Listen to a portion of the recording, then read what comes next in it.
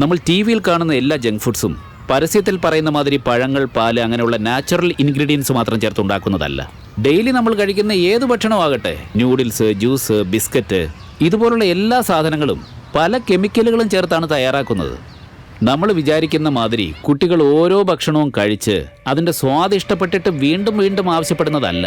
ഫുഡിൻ്റെ ടേസ്റ്റ് കുട്ടികൾ കണ്ണുകൾ വഴിയാണ് ആദ്യം ആസ്വദിക്കുന്നത്. ടി വിയിലും മറ്റും കണ്ട് ഇഷ്ടപ്പെട്ട താരങ്ങൾ പറയുന്ന പരസ്യവാചകങ്ങൾ കേട്ട് ഫ്രീ ഗിഫ്റ്റുകളിലും ടാറ്റൂകളിലും എല്ലാം ആകർഷിക്കപ്പെട്ട് അത് മനസ്സിൻ്റെ ഉള്ളിൽ പോയി പതിഞ്ഞ് അതിൽ നിന്നുണ്ടാകുന്ന ഒരു കൗതുകത്തിൽ നിന്നാണ് ഇത് വേണമെന്നവർ ആവശ്യപ്പെടുന്നത്.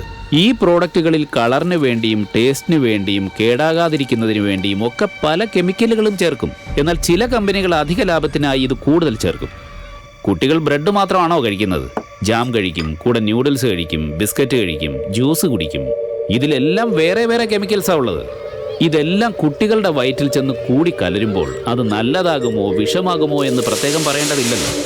ഇന്ന് ഇന്ത്യയിൽ കുട്ടികളിൽ കാണപ്പെടുന്ന ക്യാൻസർ ഏറ്റവും അധികമുള്ള സിറ്റികളുടെ ലിസ്റ്റ് എടുത്താൽ നമ്മൾ 2-ാം സ്ഥാനത്തുണ്ട്.